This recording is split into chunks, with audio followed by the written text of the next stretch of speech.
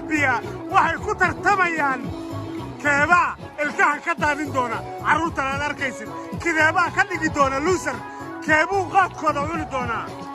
tartankoodu waxa weeye sidii ay u tumin lahaayeen wejiyada aad u jeedaan oo idin hortaagan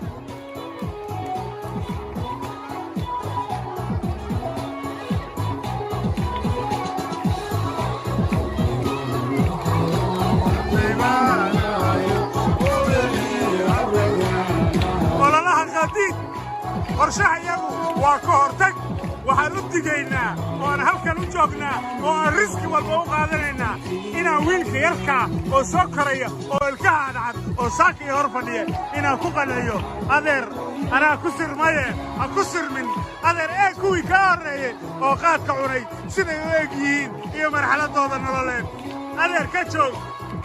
joog adeer godkaa ku dhicine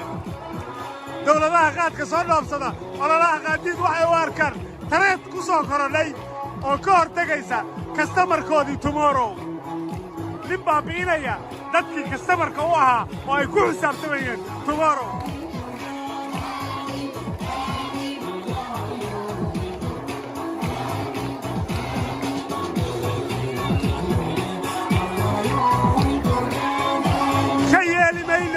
guulaysan doonaa insha allah soomaaliyana waxaa u soo bixi doona next 20 years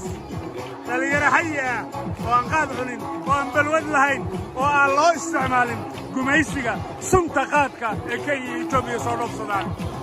waa ololaha qaadiid iyo magaalada muqdisho